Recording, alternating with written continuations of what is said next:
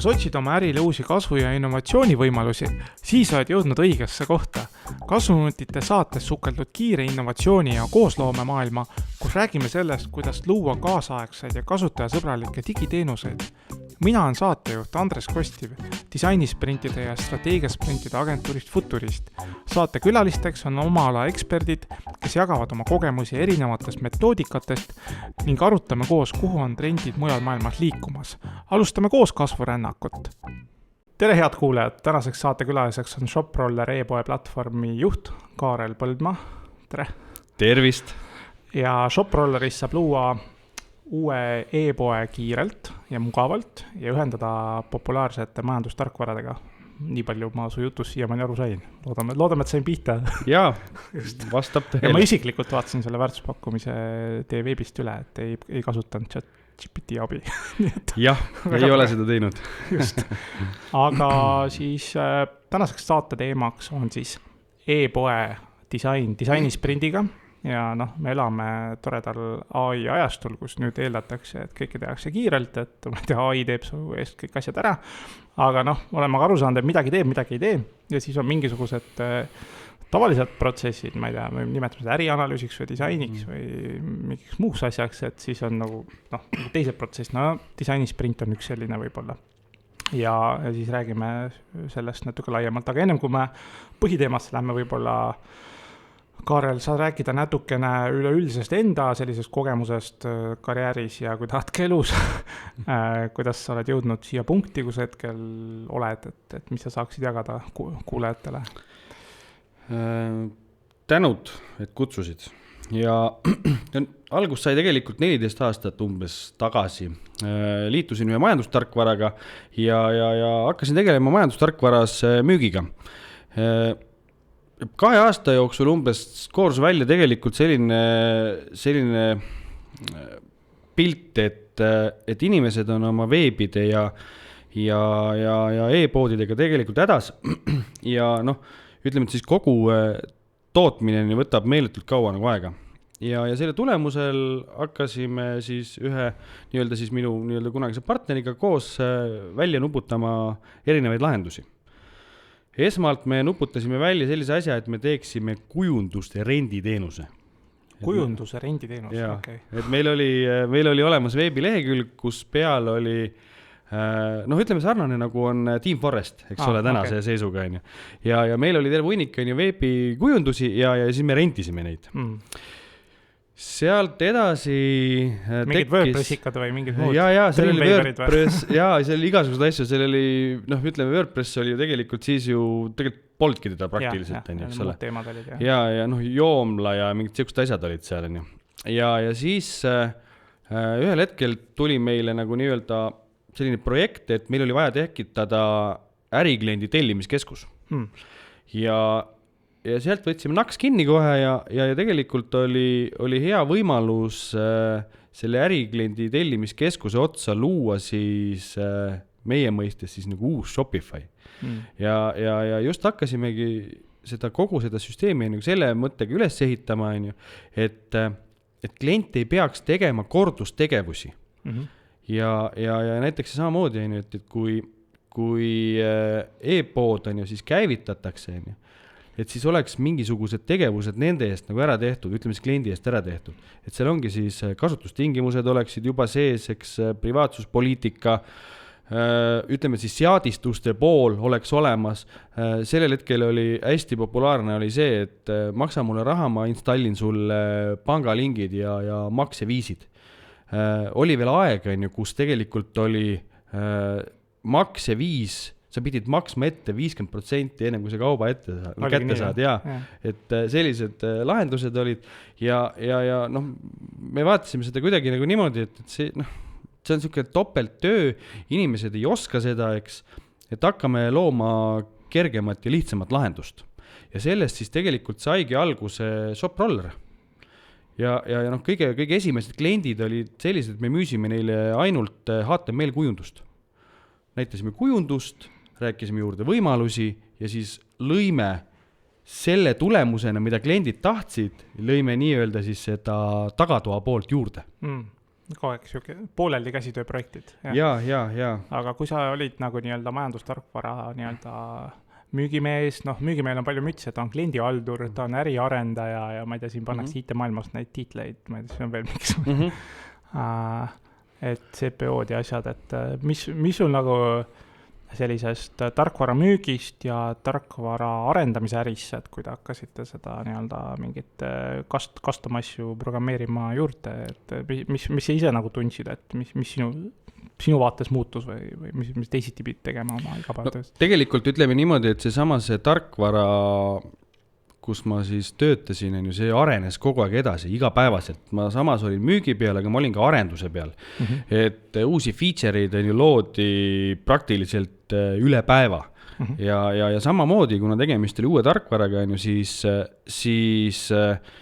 see tegelikult juba õpetas mulle ka, et mismoodi see tarkvara arenduspool nagu käib. Ega ma täna ise ju tarkvara arendada ei oska, ma loen mingisugust, ütleme seda, koodi, enam-vähem, et ma saan frontendi poolest nagu hakkama, mis puudutab nagu backendi, siis see on nagu tume maa, et aga ütleme niimoodi, et see õpetab mulle täna ka veel igasuguseid huvitavaid asju, sellepärast, et meie kliendid on nii erinevad ja nende klientidega on töö on põnev. Ja see õpetabki. Näiteks ütleme lihtne, ma sain just alles hiljuti ühe kliendi käest sellise kogemuse, tagasiside, mida ma ise võiksin paremini teha. Ja vaadates oma ettevõttes nagu ringi ja üleüldiselt, siis see kogemus andis mulle juurde sellist informatsiooni, et ma tegelikult oma majasiseselt muudame projekte kordi lihtsamaks. Ja juttu tuleb siin disaini sprindist, ma tean seda ja vaat see on nüüd see pool, mis tegelikult aitab seda projekti nagu kliendi poole pealt ka nagu hästi palju lihtsustada. Muidugi, et see on jah, üks protsess, mida võib kasutada vajadusel. Ja mida ma tegelikult veel olen aru saanud, klient ei oska tellida. Tõesti ei oska tellida ja see on täiesti arusaadav. Et mõte on ju peas olemas, et ma tahaks niisugust ilusat asja, aga mismoodi see nagu paberi peal välja näeb või ekraani peal, et siis selleni ei jõua. Sest minul ei ole ka sellist visiooni või niisugust nagu, et panen silma kinni ja siis ma täpselt tean, milline see asi nagu välja näeb. Aga kui keegi mulle joonistab selle ette juba ja räägime need asjad läbi, siis mul hakkab ju pilt nagu endale ka juba ette tulema. Aga mis suurusjärgust e-poode olete teinud ja mis täna üldse ShopRolleri väärtuspakkumine on? Suurusjärgus sa mõtled mahu osas või? Me oleme teinud, ma pakun üle 3500 e-poe kogu selle perioodi jooksul. Tänaseid kliente on meil circa 500-600 on meil, kes on igapäevaselt tegelevad. Need on nii-öelda juba laivis poed, pluss siis on erinevaid, kes siis nagu nokitsevad alles või teeme mingisugust custom projekti neile.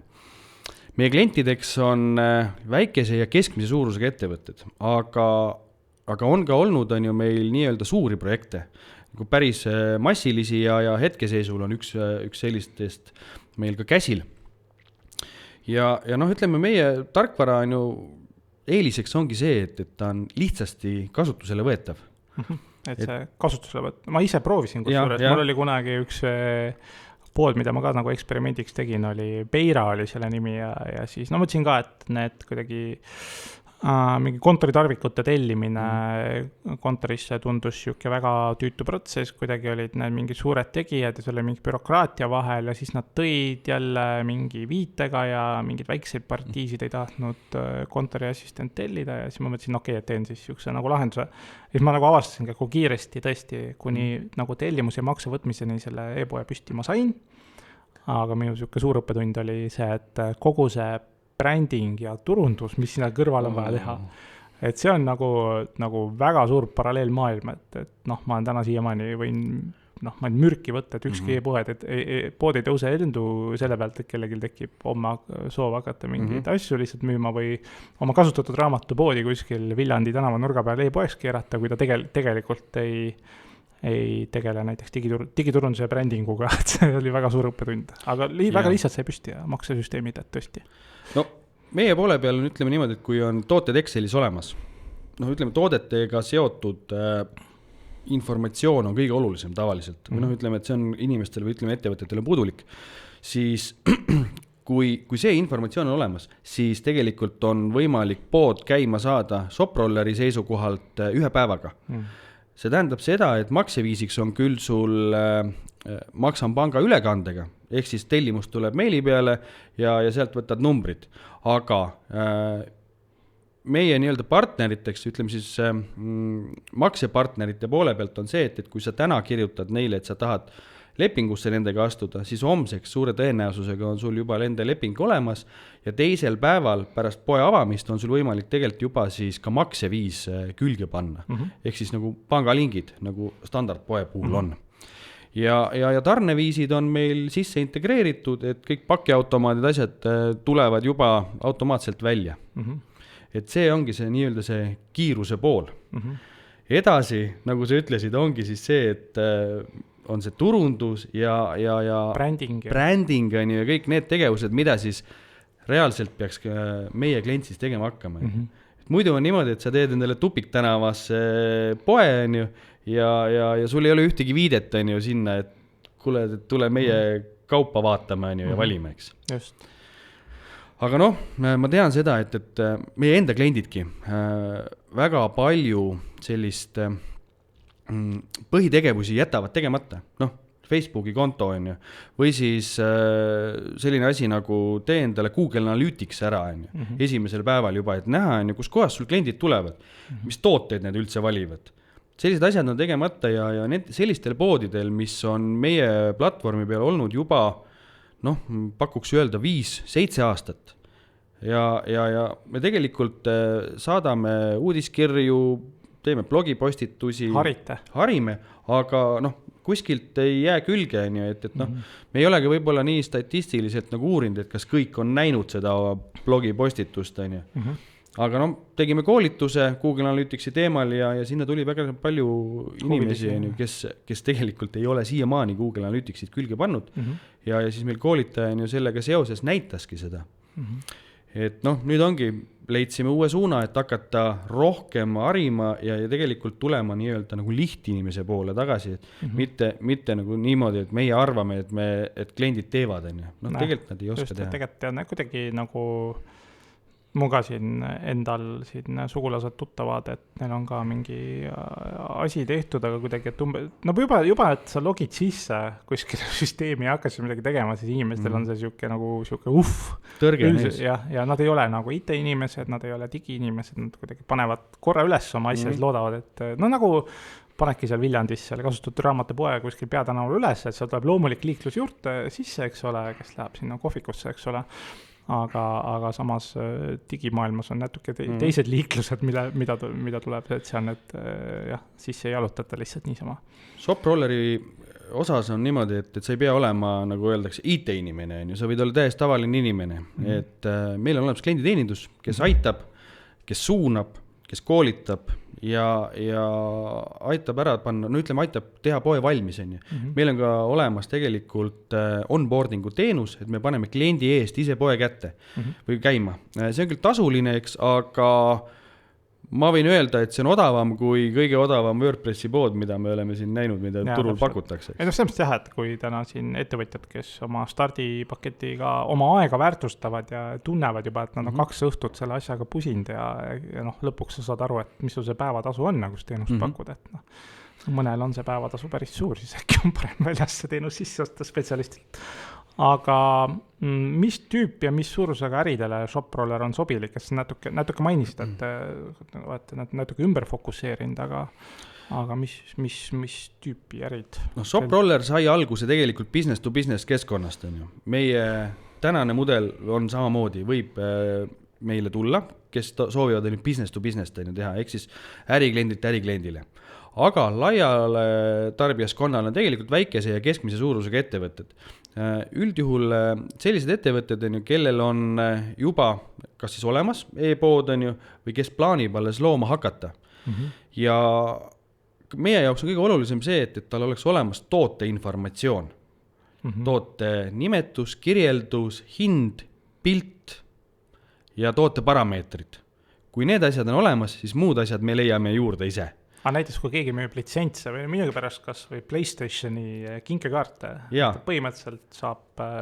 Jaa, põhimõtteliselt saab. Digitoode võib ka olla. Just. See on päris äge, pärast meil osad kuulejad siin on ka tootejuhid, kes jooksutavad ka oma nii-öelda neid onboarding teenuseid, et siis tegelikult sa pakud digilahendust, et see on ka samamoodi onboarding, et lõpuks. Ta ei ole mugav meil, aga me loome täna nii-öelda neid tootetüüpe juurde. Et kui on digitoote soovija, siis kindlasti võtke julgelt ühendust, räägime läbi, mida ta täpselt tahab, mis on need protsessid ja võib juhtuda, et me suudame teha talle selle arenduse ära ikkagist. Isegi kui nad tarkvara pakuvad. Kui nad tarkvara pakuvad, jah. Põhimõtteliselt on võimalik üks asja. Ma olen näinud, et osad põrkuvad sellega, kuidas neid maksemüürid ja asjad vahele ehitada ja kõik see, eks ole. Jah, eks see on meilegi olnud suur süke, kuidas ma ütlen, proovikivi. Just. Väga äge. Et siis Samustat võta meiega ühendust, tasemel juba tegelikult klient kreditkaardiga ära onboardida teenusesse. Päris okei. Aga natukene täpsemalt rääkida, kuidas ShopRolleri teenus selliste etappide kaupa toimib, et mis kui teie veebi tulla, et mida kasutaja üldises plaanis võiks kogeda, ma ei tea, kas 5 või 10 sammuna, et kõigepealt see, siis see. Räägime kliendi teekonnast. Kliendi teekond tegelikult, kui ta on ära otsustanud, et alustada ShopRolleriga, siis ta võtab liitumisnupu alt lahti vormi, täidab ära selle ja tegelikult ongi kohe e-pood käes. See võtab aega, vormide täitmine 30 sekundit ja tal on e-pood juba olemas, meili peale saadetakse ka link, kus kohas saab sisse logida. Logib sisse, ees on tal kohe start wizard, mis tuleks ära täita nii-öelda step by step, kõik bulletid, et saaksid e-poe käima. Väga paljud kliendid liiguvad sellest üle ja lihtsalt vaatavad siis selle e-poe poole peal või ütleme siis selle halduri poole peal ringi. Meil on seal olemas tasuta kujundused, mille vahel on valida. Meil on seal kõik transpordiviisid olemas, meil on kõik liidestused olemas, millega oleks soov näiteks tulevikus liidestada. Sa mõtled majandustarkvarad või muid liidestusi? Majandustarkvarad, siis meil on seal erinevad portaalid, meil on Ostasse on võimalik tooteid saada. Ja, just. Siis Kaup24 on meil liidestatud, et ei ole vahet, et millisesse portaali, kas see on Soome, Eesti, Läti, Leedu, et saad Kaup24 oma tooteid panna. Meil on olemas hind.ee liidestus, hinnavaatluse liidestus, need on niisugused abiasjad, siis meil on terve hunnik nii-öelda toote kirjelduste abimehi, see on küll rohkem mõeldud elektroonikapoodidele, et kui elektroonikapood paneb kauba sisse, siis ta liidestab ära ja siis välise liidestuse kaudu tõmmatakse lisapildid, lisakirjeldused veel nii-öelda juurde. Ma kujutan ette, et mingis osas ka saab chat GPT või mingi AI. Seal isegi ei ole chati veel taga. Et siis on, mida me veel oleme teinud, oleme erinevaid laoliidestusi oleme teinud. Ütleme niimoodi, mida me täna saame kohe pakkuda, on üks Leedu rehvi tarkvara, ütleme siis Leedu lehvifirma, Lataco, et sealt kaudu siis liidestused sisse. Siis on Eestis on Elko liidestus. Kes tahab hulgimüüjalt otsa hakata siin dropshippinguga või mis tegelema natuke tinglikult öeldes. Ütleme niimoodi, et see liidestus, see Elko liidestus on ikka päris siuke dropshipilik, sest me saadame tellimuse sinna tagasi. Seal on arvutid ja hiired ja sükst asjad ka võimalik tellida. Või seal on vaja, sealt võid igast asju, telekaid Amazon ja pesumasinaid ja just, et seal on terve hunnik asju. Okei, väga äge, ma ei teadnud. Siis, ütleme siis Eestis enim kasutatud majandustarkvarad, kõik, mis on nii-öelda internetipõhised, oleme me ära liidestanud ja nende liideste eest tänase seisuga raha ei küsi, aga siin on mingisugused asjad, et mingid liidestused, mis kliendid on, ütleme, meilt võtnud, aga neil on endal tarkvara hoopis teist moodi juurutatud. Et siis me peame nii-öelda selle liidese kaasa aitama ja siis nii-öelda projektitööna. No ütleme siis, proovin siin saata su tooli alt ära vaata, et sul on maailmakuulsad majandustarkvarad nagu SaaS-platvormid, siin on Shopify'd ja WooCommerce'id ja Magento muidugi seal kroonib otsas, et et mis see ShopRolleri sellisel juhul nagu eriliseks teeb sinu hinnangul, saad natuke täpsemalt rääkida, ütleme jah, et võrreldes selliste maailma e-poe tarkvaradega. See on mõte, mis tegelikult on ju keerleb mul iga päev peas, et kuidas olla siis kellestki nagu parem, või nii-öelda pakkuda lisavõimalusi just täpselt. No kui me räägime nagu Eesti turuga osas, siis kindlasti on eestikeelne klienditeenindus ja see käivituskiirus. Suure tõenäosusega on võimalik, ütleme siis Shopify peal ka sama kiiresti pood käima panna, aga ma eeldan, et Eesti inimene seda nii kiiresti ei tee. Sa pead olema ikkagist asjapulk. Aga see on eestikeelne või English? ShopRoller on eestikeelne. Aga konkurendid? Konkurendid on ingliskeelsed. Okay. Et meil on ka just meil on eestikeelne tarkvara, meil on eestikeelsed kasutusjuhendid, meil on Eesti klientidele mõeldud lahendused. Me küll tarnime täna vist juba 14 riiki oma nii-öelda teenust, aga põhiliselt kõik on alguse saanud ikkagist Eestis. Samamoodi on ju, võttes kasutusele Eesti teenused, saad sa laieneda Lätti ja Leetu. Näiteks juba makse- ja tarneviisid, et meil on hästi sarnased need. Pakiautomaadid ja värgid. Just täpselt, jah. Klienditeenindus ja see kiirus on nagu peamised asjad täna. Loomulikult on ju, me jääme Shopify'le alla on ju siin, ütleme siis ettevõtte suuruse osas juba, eks, ja sealt neid võimalusi tuleb ju juurde. Aga me ka täna liigume selles suunas ja eks näe, mis meil varsti tulemas on. Mul tuli meelde, ma 10 aastat tagasi töötasin Omnivas, olin seal IT-projektijuht UX-disainer ja siis me treisime nagu teise põlvkonna selle pakiautomaatide valimise süsteemi, mille üle te väga happy'd olite, mul tuli just meelde. Täitsa unustasin ära, siuke asi ka, et kokkupuute nagu teiega. Aga räägime, aga need muud majandustarkvarad jällegi, majandustarkvarade liidestamine nende suguste Shopify'de ja WooCommerce'ide asjadega, mis agad seal tavaliselt on? No on olemas, selles mõttes on olemas ka teiste tarkvaradega, eks, ja üldjuhul need tehakse projektipõhiselt, et meil on nii-öelda karbitoode. Olgu, jällegi nagu eelnevalt ütlesin ka, et ettevõtted kasutavad majandustarkvarasid väga erinevalt ja seal tuleb teha mingisuguseid kohandusi. Aga kui me räägime näiteks ERPLi majandustarkvara liidestusest, siis ERPList võtate parooli, kasutaja nime ja ERPLi baasinumbri, sisestate need ShopRollerisse ja liidestus töötab. Ongi nii, jah? Jep. Okay, et kõik tooted liiguvad, tellimused liiguvad vastu.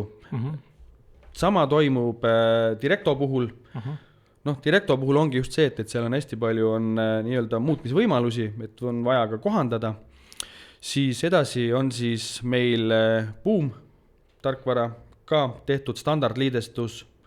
Meritit me ei ole teinud. Meritil on meie silmis on, ütleme, ma ei saa taha öelda nagu kehv, aga äkki Meriti tootejuhid kuulavad. Aga ma pigem ütleksin seda, et meie puhul on Meritis on informatsiooni lao puhul on vähe. Meil on Meriti liidestus tegelikult on laual olnud juba jupp aega ja ma eeldan, et me sellel aasta jooksul teeme selle ikkagist ära. Muidugi, ja kui Meriti tootejuhid kuulavad, siis kõrvakiki ja kribadi. Kõige suurem probleem on nende majandustarkvarade puhul see, et me tahaksime, et see toodetega seotud informatsioon oleks ühes kohas. Paljudes väiketarkvarades on nagu see, et sa saad sealt võtta hinna, saad võtta kirjelduse, heal juhul tootegrupi ja laoseisu. Aga pole panna kuhugi pilti, pole panna lühikirjeldus, pikka kirjeldus, parameetrid, kõik sellised asjad on ju. Ja siis on see, et klient käib ütleme siis kahe tarkvara vahel, ShopRoller ja siis ütleme siis näiteks on ju Merit on ju. Et sellist asja nagu ei toimuks on ju, siis ongi see, et me oleme proovinud klienti suunata selliselt, et saaks selle teha kõik ühte sama kohta ära. Aga ma mõtlen ka seda, et kui kunagi oli, ma selle tooteinfohaldus või PMS-id või mis asjad olid, tooteinfohaldus eraldi PIM-id, PIM-id, et mis need PIM-idest saanud või kas need PIM-id on Eesti mingi majandustarkvaradesse ka vaikselt nagu sisse marssinud, sa räägid, et pildid, värgid, kirjeldused, mingid AI teeb soovituse, näiteks sul on tehase kirjeldus, siis AI kirjutab pikema asja ja mingisugused teemad. Jaa, ütleme niimoodi, et ega see PIM-i maailm ei ole kuhugi kadunud, on ju, PIM-e on ehitatud aina võimsamaks ja just kui me räägime nagu PIM-idest, on ju, just ongi seesama, see AI tuleb juurde, on ju, siis tuuakse PIM-i sisse veel seesama see tooteinfo rikastamist just tootjate osas, on ju, et suuremad PIM-tarkvarad on ju rikastavadki oma toodet juba tootjate nii-öelda infoga.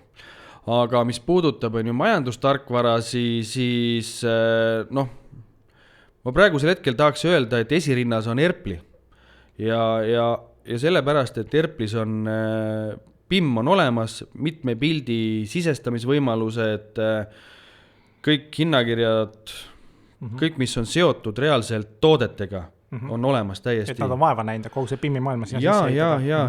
Et see on, et tegelikult on niimoodi, et ma ütleksin, et Erpli on müügitarkvara, ta ei ole raamatupidamistarkvara.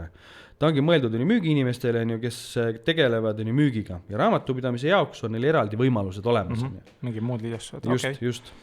Aga natuke hea, siin toredad mälestused, me mingisugune 4 aastat tagasi tegime, sa ütlesid, et onboarding protsessi kasutusmugavuse parandamine, et siis oli mingi 4 aastat tagasi me tegime selle, lihvisime disainisprindi natuke pikemas formaadis, aga lihvisime seda ja nüüd sa hiljuti tegid uuesti meiega disainisprindi läbi oma kliendile, et mis sul see selline kogemus oli või mis kliendi teekonda sa kogesid, kui see nagu disainisprindil osaled ja seda võrreldes tavalise ärianalüüsi ja disainiprotsessidega? Disainisprindi puhul on minu jaoks kuna ma olen Soprolari poole peal tegelenud palju nii-öelda projekti juhtimisega, siis disainisprindi poole pealt on 2 asja, mis mulle võiks nagu esile tuua. On see, et sellel visuaalsel projektil on kindel aeg. See ei lähe loksuma. Siia kõrvale näide tuua, meil on üks logo projekt praegult sees, me oleme minu meelest peaaegu 6 aega teinud seda. Saadad kliendile, siis kliendil läheb 2 nädalat aega, enne kui ta vastab, sükene edasi-tagasi ping-pong käib. Mis disainisprindi poole pealt on nagu hea, on see, et esiteks pannakse kõik osapooled ühe laua taha istuma, tuuakse või kaardistatakse ära nii-öelda need kitsaskohad ja kuhu me jõuda tahame ja siis kogu selle disainisprindi jooksul tehakse see tegelikult ära. Et 2 nädala pärast on kliendil olemas kindel arusaam sellest, mida ta tellib ja teostajal on arusaam sellest, et mida ta teeb. Ei ole sellist ping-pongitamist. Ütleme, mulle miks ma sinu poole nagu pöördusin ka selle disainisprindinga, oligi see, et minu jaoks too hetk oli natukene kahtlane, et kas klient ikka päris täpselt aru saab, ütleme selle kujunduse osas, et mida ta kõike tahab. Ja ma ei osanud võib-olla seda kõike nagu päris täpselt nagu ka kirjeldada ja siis siin disainisprindi poole pealt see sai tegelikult hästi täpselt paika, mida me kliendile ehitama hakkame.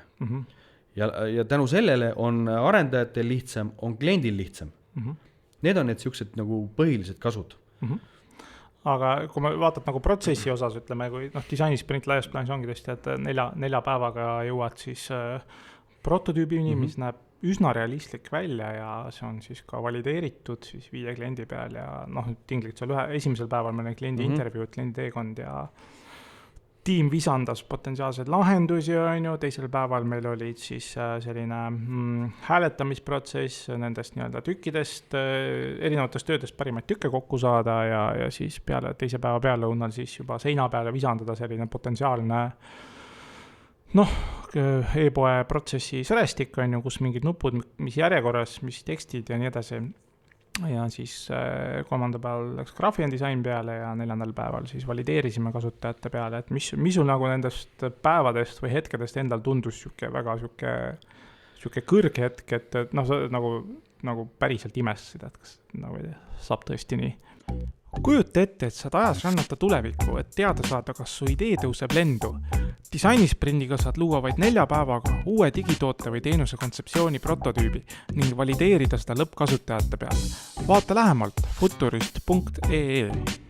Mulle endale, ma ütlen see, et mu enda seisukohalt on 2 tipphetke on need intervjuud. Iga kord on need intervjuud ja ma tahan neid just täpselt, kliendi intervjuud ja ma tahan neid enda juures ka nagu rohkem sisse juurutada. Et just see, et ma arvan küll, et me teame, et mida meie kliendid tahavad või kuidas nad liiguvad selle lehe peal või mis nuppe nad vajutavad.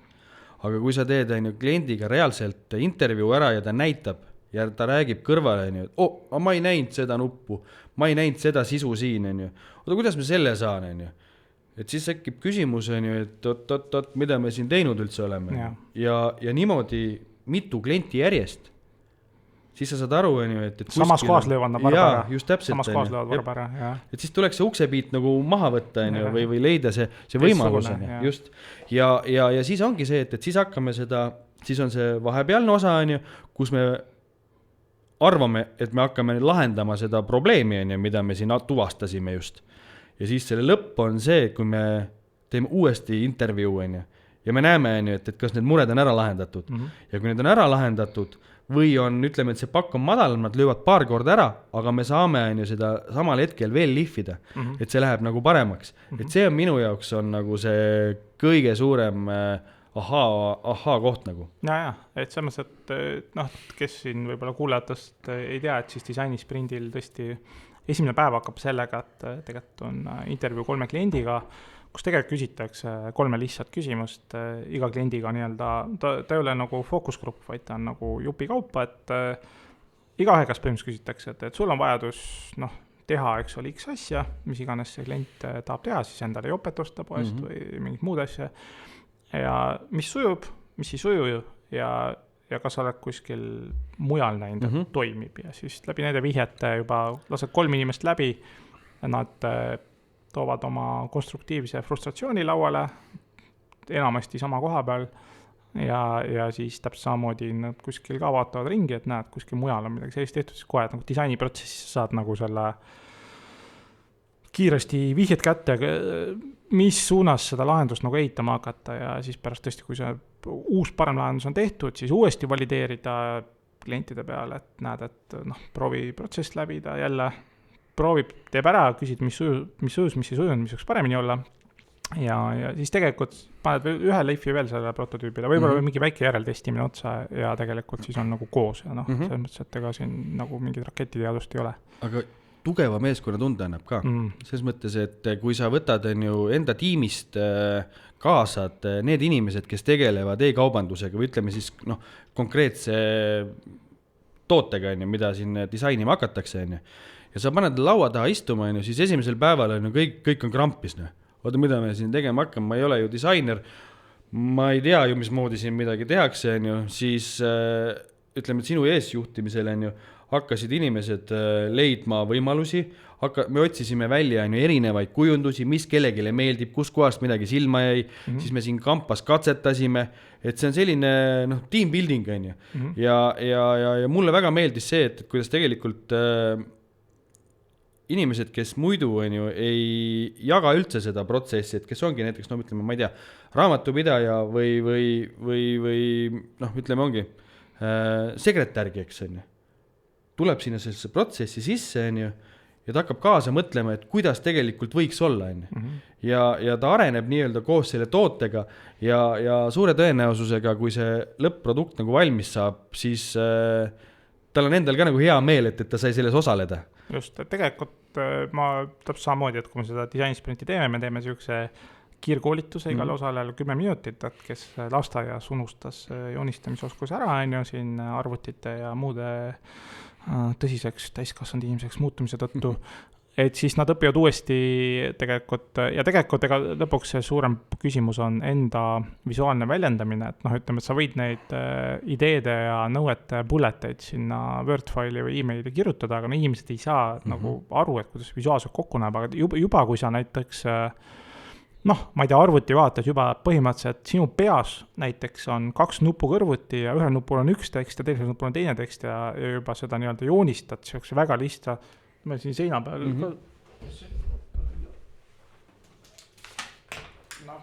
kes siin saadet vaatad, et disainisprindi esimese päeva lõpuks ongi enam-vähem selline, igaüks joonistab sellise kontseptsiooni, kolm korda nii pika umbes, et 3-sammuline protsess ja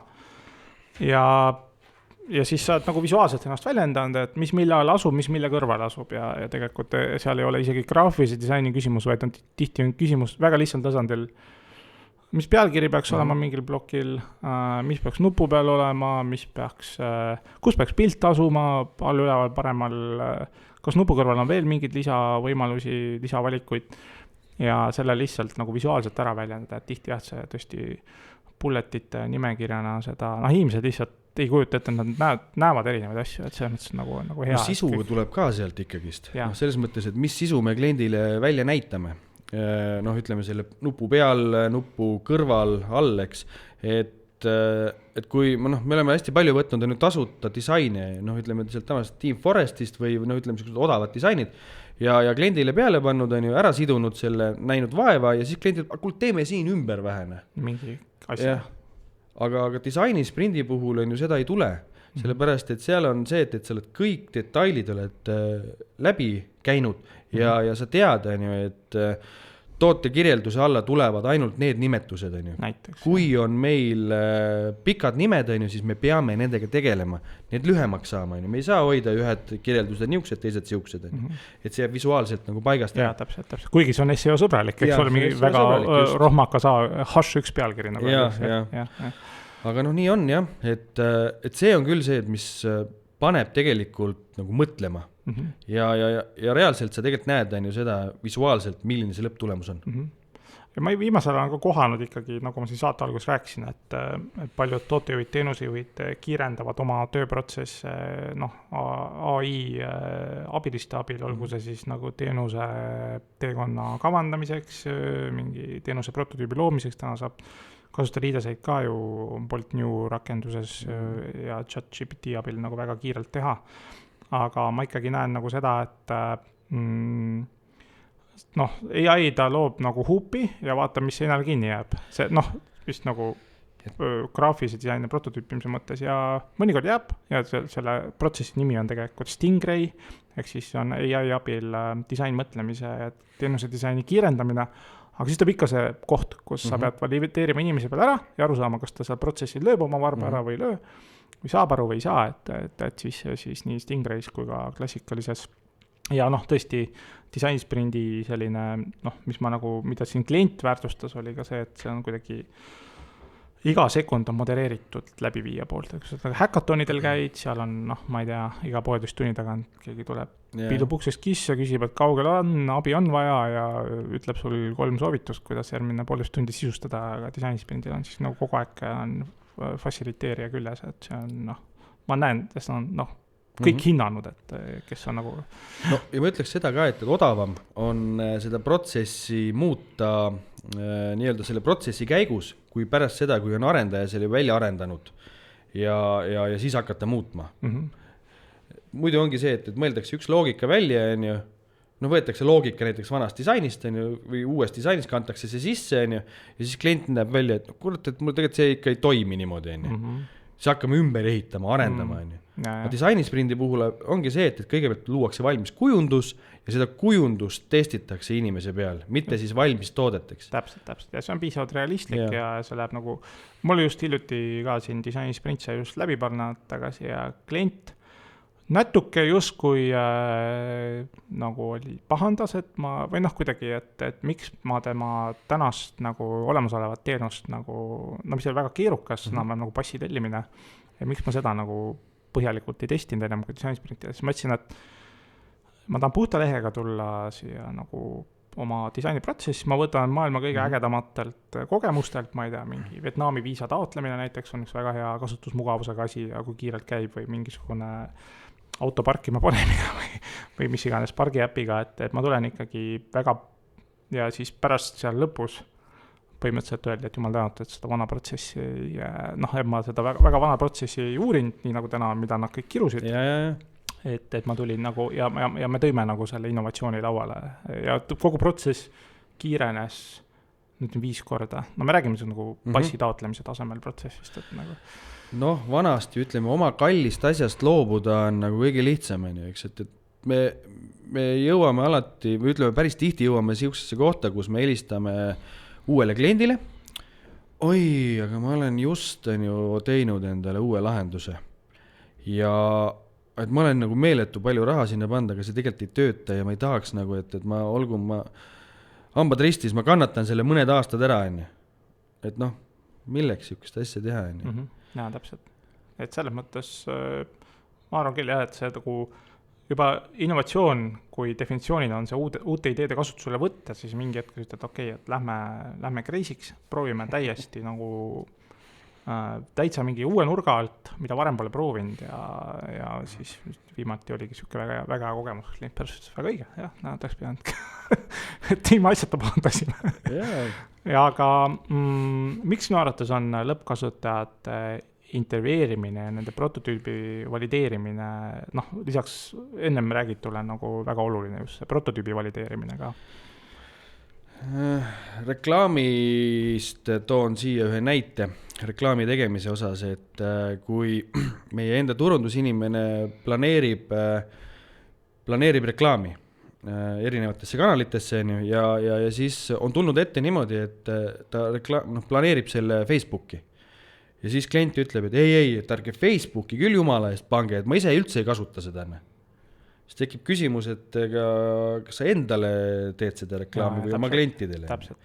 Ja selle sama tulemusena ongi see, et meie võime siin ju mõelda ju kõik maailma asjad kokku ja teha ilgelt vinge värgi. Aga kui keegi seda kasutada ei oska, siis sellest pole mingit kasuna. No, täpselt. Et sealt sa näedki, kuidas see flow nagu toimub, kuidas toimub liikumine. Sest selle sama, ütleme, see lõppkasutaja poole pealt ongi, antakse ette talle protsess, ole hea, leia siit näiteks üles mingi toode, mine, või ütleme siis tootegrupp, mine siis selle toote peale ja tee see ost siis lõpuni, eks. Et see on see, ütleme siis see müügiprotsess. Ja noh, me võime ju sinna panna ju igasuguseid uksepiitasid vahele, kus siis klient neid oma jalgu ära taob, nuppe ja mingid scrolle ja filtreid ja kõik asju. Aga kui noh, müük jääb tegemata, et siis pole ju sellest arendusest ju tolku. Mul on siiamaani meenub ka, tore meil oli disainisprint selle partner äpi tegemiseks, millega Selveris saate toitu skaneerida ja selle me disainisime ja see oli ka nagu kliendil nagu alu saada, et nüüd ma lasen lahti ja nüüd nagu proovime nagu pingutada nagu need hambad risti selleks, et unustada ära, mis teile meeldib. Ma keskendun sellele, mis kliendile meeldib ja minu arust seal on väga suur vahe jookseb nagu teenusejuhi ja teenusejuhi vahel, et see, kui teenusejuhile meeldib ja tema nii-öelda naisele meeldib, et see nagu ei puhu pilli, et nendel väga elamushetkede teenustel, mis luuakse, et kõik on kliendikeskne ja siin väljend ka siis Jeff Bezoselt, kes siis koosolekuruumi alati ütles, et üks tool jääb tühjaks, see on kliendile, ükskõik mis koosolek oli, et me tean, et seal tühi tool, see on klient. Me ei unusta seda klienti ära ja võib-olla tõmbame tagasi selle, mis meile meeldib keskenduks. Ja ma isegi ausalt turunduses natuke mainis ka, et kui turundus ka väga palju tegeleb kliendi kogemusega, siis mul tundub, et seal jääb ikkagi sellise esteetika ehitamise peale ja tihti mingi väga lihtne asi unustatakse ära, et näiteks inimene ei näe, kas ta nii kehva kontrastiga on checkbox linnukene pandud, kuigi ta on disainitud ümmarguse palli sisse, see on ilusasti apelsini värvi ja see linnuke on nagu valge, aga tavaliselt me tassime need kõige kehvemad monitorid loomulikult oma vanavanematele koju ja siis nendel muidugi LED valgus väsib ära aastatega ja siis nad loomulikult ei näe, et selle oranži pallikse peal tekkis valget värvi linnuke ja kuna kontrastsusi oma jooksis, siis me näeme siukse asju, aga kui jällegi kliendi keskest teha seda valideerida, eks ole, nii nooremate kui vanematega, näiteks mingi piletiostusüsteemi, et ma mäletan ka, kui see piletilevi disaini uuendus tuli välja, siis seal oli ka päris palju kasutatavuse probleeme ja põhimõtteliselt poole aastaga oli 2 suurt konkurenti jooksis turule nagu kõrvale mürinal. aga nii ongi. Niimoodi ei magata, Ja. et selles mõttes, et ega siin nalja ei ole ja siis noh, see ongi, see on elu, see on ärimaailm aga võib-olla kokkuvõtteks sa natuke rääkisid selle meeskonnatunde kasvatamisest, et mis sul nagu disainisprindi tulemuse järgselt või mis sa nagu tundsid, et no sa olid kliendiga koos meeskonnas, eks ole, et nagu arendaja poolt, koos klienditiimiga olid see arendaja poolt ja et mis sa nagu tundsid seda siukse... No kui ma korraks mõned sammud tagasi lähen enda sellest disainisprindist räägin, siis meie poole pealt oli küll niimoodi, et inimesed said aru rohkem, mis tootega tegu on ja kus kohas see kitsaskoht on. Ehk siis tegelikult on see, et kui meil ennem rääkis näiteks helpdesk, et et meil on vaja siin seda nuppu suuremaks teha, et nad ei näe seda, siis arendus vaidles vastu, et et me teeme siin hoopis mingisuguse lükke, ja lõppkokkuvõttes tuli hoopis midagi muud, siis tegelikult see tõi tiimi kokku, sest nad ise panid selle kõik kokku, nad nägid, mida kliendid ütlesid ja tegelikult hakati ka suhtuma klienti kui nii-öelda tarbijasse, mitte see, et me pakume talle seda, mida meie arvame. Jaa, täpselt. Ja see, mis mulle meeldib. Just jah, mis mulle meeldib. See tegelikult on arenduses või ütleme siis IT-s on, ma arvan, päris suur viga, et kõik ehitavad, et mis mulle meeldib. Ja see on nagu see, et sa pöörad oma tiimi natukene kliendi poole. Ütleme tegelikult juba päris palju kliendi poole. Ja siin poole pealt oli samamoodi see, et see disainisprint, kus ma siis olin arendaja rollis, nad teadsid, mida klient võiks öelda, aga minu meelest oli ikkagi see, et see, mis see lõpptulem oli, et see oli hoopis midagi muud, et see, nad hakkasid lõpuks oma kliendi loogikast ka aru saama, nad hakkasid välja mõtlema, et juba, et mida me võiksime siia panna, et klient seda rohkem nagu näeks. Jaa, täpselt. Et kogu tiim kaasata äriprotsessi, sest muidu nad istuvad nii-öelda seal ekraani taga, silodes tihti. Just täpselt, nad ei saa aru sellest, et mismoodi üks või teine asi võiks nagu toimida. Ja, täpselt. See on nagu minu meelest hästi siuke põnev. Ja üks asi, mida ma ise tunnen, mis ma siin natuke käisin ka rääkimas sellest AI tulevikust, on nüüd see, et sa rääkisid Kaup24, ja mina usun, et ma ei tea, kui Kaup24 kuulab või siis kui kuula, siis saatke link edasi, aga mina usun, et varsti on e-poed niimoodi, et ma näen Kaup24, ma ütlen, et nipsust, et muutu kosmeetikakottide poeks. Ja dünaamiline sisu tuleb. Nagu kõik reklaamid, kõik asjad kaovad ära ja see veeb on korraks nagu ainult nagu, või muutu muruniidukite poeks. Muu puhasta kõik ära. See dünaamiline sisu tuleb meeletu hooga praegu. Jah, et ma arvan, et see on siuke tulevik, mida varsti on nagu oodata. Tegelikult ei ole vahet, kuhu poodi sa lähed. Sa saad panna paika oma parameetrid ja just vastavalt nendele kuvatakse. Kes tahab roosat disaini, palun, ta saab selle. Kellele meeldib ilma bänneriteta, saab selle. Et seda kõike nii-öelda AI võimaldab. AI, see on põhimõtteliselt sa nagu AI-le kas siis chati või heliga ütled, et muuda see pood nüüd, ma ei tea, Kaup24 mingi aiatarvete või istikute või puukooli poeks ja siis ta nagu viskab need filtrid kõik võimalikult peale, mis on nagu vaja visata ja nagu plaksti, aga lihtsalt on see, et sa saad seal poes, keegi reklaami sulle televiisorit, ühtegi teleka bännerit ja pritsi kuskilt sisse, eks ole. Just täpselt see sama, ma ise nagu näen, et see on nagu põnev, et näiteks ütleme, et see Kaup24 on nagu üks näidetest, Amazongi on ju. Seal on seda virvarri on nagu nii palju, et aga mind huvitavad nagu konkreetsed asjad. Ja et mulle ka meeleolu oleks hea, siis muudetakse see konkreetne toode, on seda siis mingisugused metsatarvikud või telekas on ju just selle konkreetse müüja nägu. Ja kuvatakse ka seda informatsiooni, mida sul nagu vaja teada on. Ja hirmutav on selle asja juures see, et tegelikult on võimalik ka sellist hinda kuvada, teades seda, et kus poodides sa juba käisid, ja sealt teha väike häkk ja kuvada kliendile tegelikult paremat hinda, kui naaberpoes oli, eks ole. Jaa, täpselt, et see on kõik data tulevik. Jah. Personaliseerimine, aga selle toreda unistamisega täna lõpetaks. Et ma andsin Kaarlile kohe tudu, mis teha. Aga aitäh kuulamast saadet Kasuminutit. Saates olid Andres Kosti Futuristist ning koos minuga ShopRoller e-poe platvormi juht Kaarel Põldmaa ja uute saadeteni. Lehva! Aitäh! Kui sulle saade meeldis, siis jaga julgesti. Saade on järelkuulatav Apple, Spotify ja teistes podcastide rakendustes ning YouTube'is, kus leiad kõik varasemad episoodid. Lisaks loe ka meie blogi futurist.ee veebis. Kui sul on mõni teema, mida kindlasti tahaksid kuulda või külaline, kes sind huvitab või soovid hoopis ise kogemust jagama tulla, siis võta minuga julgelt ühendust andres@futurist.ee. Aitäh, et kuulasid ja kohtumiseni järgmises saates!